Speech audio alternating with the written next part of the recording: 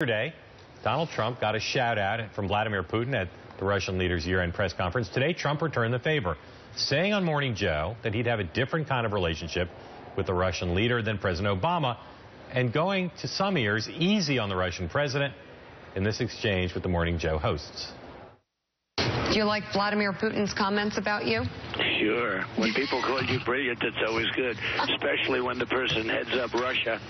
Yeah. Well, I mean, also as a person that kills journalists, political opponents, and Invades countries. And invades countries. Obviously, it would be a concern, would it not? He's running his country, and at least he's a leader, you know, unlike what we have in this country.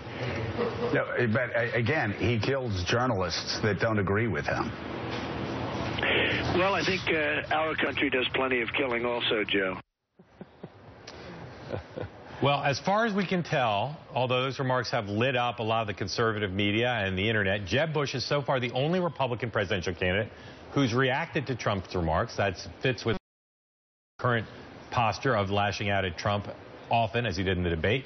On Twitter today, Bush said, quote, "At real Donald Trump, a real leader would stand up, not suck up to bullies and despots like Putin." John, what fallout for Trump, Bush, or anybody else will this episode have? I think probably very little, but I will say, as you know, I was sitting on that set at Morning Joe when this happened. I mean, I found the whole exchange kind of amazing. I mean, given, you know, the idea that Trump is saying that Putin is somehow a superior figure in the world than Barack Obama. I know he doesn't like Barack Obama, but not only does he kill journalists, but invade Crimea and do all these things. Putin is not a good guy, right? He's not someone, he's not really a figure to be venerated. Yes, just hear Trump doing that, and doing it in that weird kind of like deflecting, kind of purring voice. It was a strange performance. Do I think it will matter come caucus time? I do not. But it's still a little weird. I believe it gives Bush another hook to be the Trump alternative. Trump went back after Bush on Twitter today. Yeah. And I think in January, when Trump is dominating the news, which he invariably will no matter where things stand,